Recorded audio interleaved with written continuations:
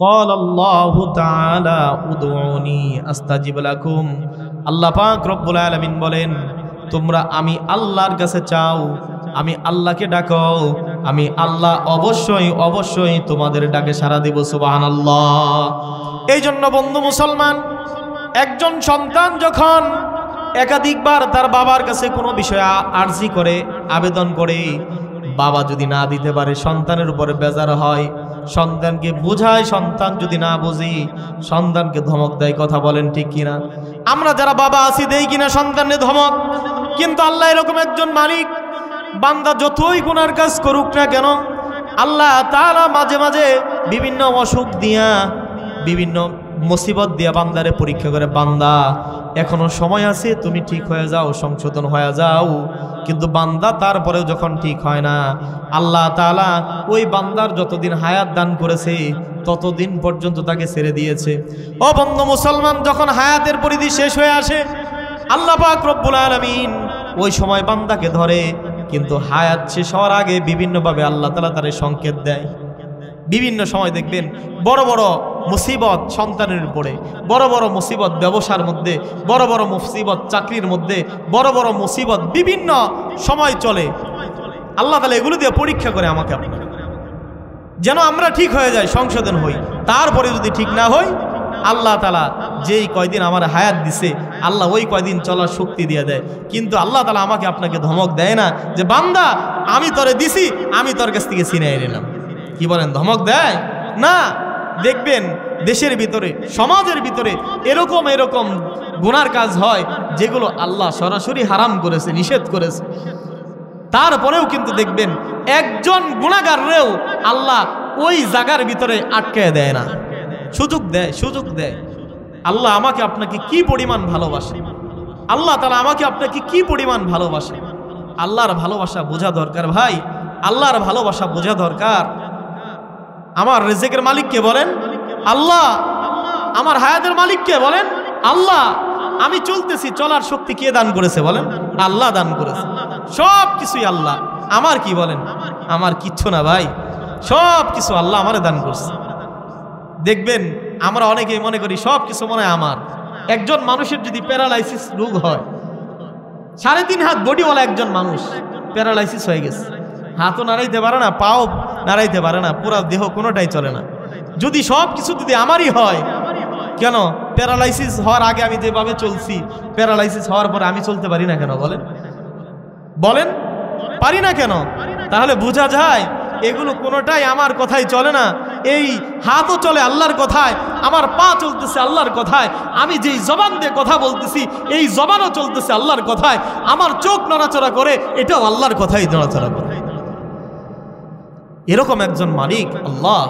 এই জন্য ভাই আল্লাহর মহব্বত, আল্লাহর ভালোবাসা দিলের ভিতরে ফিট করা লাগবে।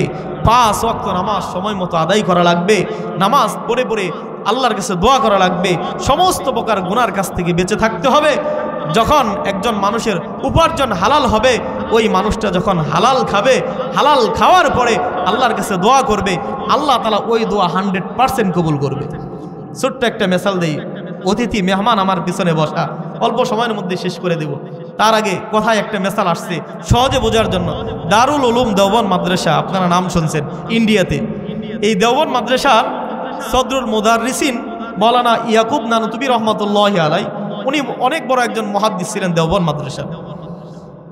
তো এই দেওবন্দের বাজারে আমার মতো আপনার মতো যারা কৃষি কাজ করে, কৃষি কাজের মধ্যে একজন কৃষক লোক বাজারে ঘাস বিক্রি করে।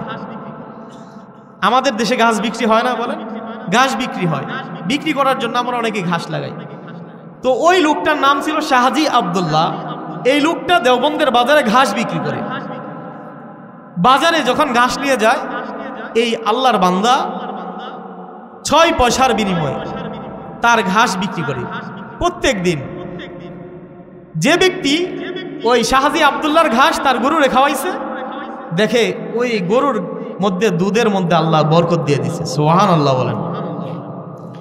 কিতাবের মধ্যে লেখা হয় শাহজি আব্দুল্লাহর ঘাস যখন একজন ক্রেতা খরিদ করে নিয়ে যখন গরুরে ঘাস খাওয়ায়, ওই গরুর উলানের মধ্যে দুধের বরকত হয়, প্রচুর পরিমাণ বাজারের মধ্যে ঘাসের চাহিদা বেড়ে গেছে। সবাই শাহজি আব্দুল্লাহর কাছে চলে যায়, ও ভাই শাহজি আব্দুল্লাহ, এই ঘাস আমার কাছে বিক্রি করেন, আমার কাছে বিক্রি করেন। কিন্তু শাহজি আব্দুল্লাহ একজন নীতিবান ন্যায়পরায়ণ বিক্রেতা ছিল।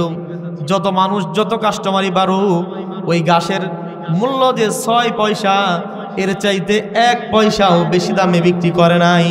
সুবহানাল্লাহ। নীতি ঠিক রাখছে। কিন্তু আমাদের দেশের অবস্থা দেখেন, যখন শোনা যায় চাউল পাওয়া যাচ্ছে না, চাউল স্টক, যখন শোনা যায় তেল, ব্যবসায়ীরা করে কিনা বলেন, লবণ, বিভিন্ন কিছু, তারাও ব্যবসা, তারাও চলতেছে, আর ওনারাও চলছে। আল্লাহ চালাবে কিনা বলেন? চালানোর মালিককে বলেন আল্লাহ, রেজেকের মালিককে বলেন আল্লাহ। যদি শোনা যায় তেলের দাম বেড়ে গেছে, আমি যে দামে কিনছি আমি তার চাইতে কিছু লাভে যদি বিক্রি করি, আমার ভাইরা উপকৃত হবে কিনা বলেন? চাউল যদি আমি একটু কম দামে বিক্রি করি, লাভ আছে, আমার ভাই উপকৃত হবে না বলেন? হবে। কিন্তু ভাই এই সততা, মানুষের মাঝে উদারতা দেখানোর ব্যবসায়ী আমাদের সমাজের ভিতরে পাওয়া যায় না, খুব অভাব। মাপে কম দিচ্ছে, ইচ্ছায় অনিচ্ছায় মানুষকে ঠকাচ্ছে, মনে করতেছে আমি জিতে গেছি। আরে ভাই আসলে কি উনি জিততেছে বলেন? উনি ঠকতেছে।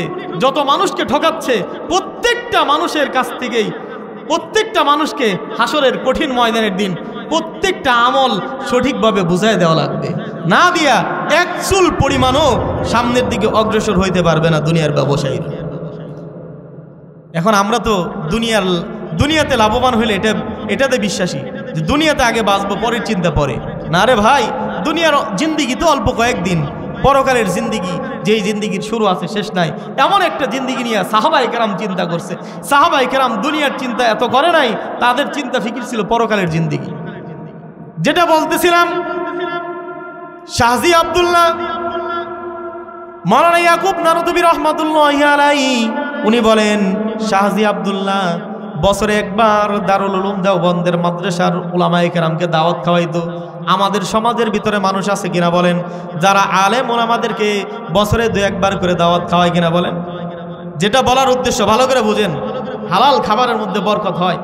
মাওলানা ইয়াকুব নানুতুবি রহমাতুল্লাহি আলাইহি উনি বলেন, যেই দিন শাহজি আব্দুল্লাহর বাড়িতে দাওয়াত খাইতাম, ওই দিন থেকে 40 দিন পর্যন্ত অন্তরের মধ্যে ইবাদত বন্দেগী করার আগ্রহ পয়দা হইতো। সুবহানাল্লাহ। 40 দিন মন চাইতো যত বেশি নামাজ পড়লাম আরো মন চায় আরো নামাজ পড়ি, কোরআন তেলাওয়াত করি আরো মন চায় কোরআন তেলাওয়াত করি, ভালো কাজ করি আরো মন চায় ভালো কাজ করি। মাওলানা ইয়াকুব নানুতুবি রহমাতুল্লাহি আলাইহি উনি বলেন, এই জন্য ভাই হালাল খাবার খাইলে অন্তরের মধ্যে কি হয় বলেন? নূর সৃষ্টি হয়, অন্তরের মধ্যে ইবাদত বন্দেগী করার আগ্রহ পয়দা হয়। আমরা সকলেই হারাম থেকে বাঁচবো। আল্লাহর নবী সাল্লাল্লাহু আলাইহি সাল্লাম হাদিসের মধ্যে বলেন, লা ইয়াদখুলুল জান্নাতা জাসাদুন গুযিয়া বিল হারাম, হারাম বক্ষণকারীর শরীর জান্নাতে প্রবেশ করবে না, হারাম বক্ষণকারীর শরীর জান্নাতে প্রবেশ করবে না। আমরা সকলেই হারাম থেকে বাঁচার চেষ্টা করব। কার জন্য হারাম খাচ্ছেন? সন্তানরে 5 তলা 10 তলা বানায় দিয়ে যাচ্ছেন হারাম খেয়ে। এই সন্তান আপনি মরার পরে এই সন্তান আপনার কোনো কাজে আসবে না। বাস্তবতা ভাই আমরা দেখতেছি, আপনারাও দেখতেছেন, কিন্তু পারেন না।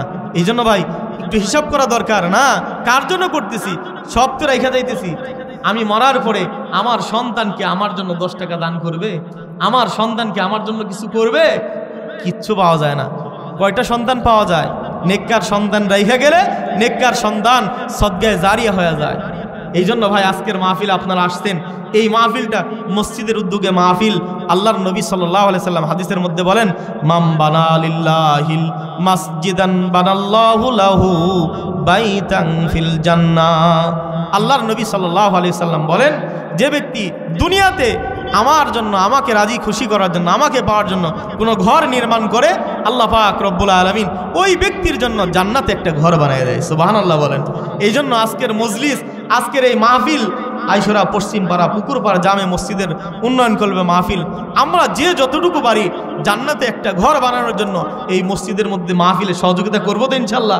যদি সহযোগিতা করতে পারি, আল্লাহর কাছে আমার এই দানটা যদি কবুল হয়ে যায়, আল্লাহ তাআলা কিয়ামতের কঠিন ময়দানের দিন এই দানের উসিলায় আমাকে জান্নাতে একটা ঘর বানায় দিতে পারে কিনা বলেন? পারে না?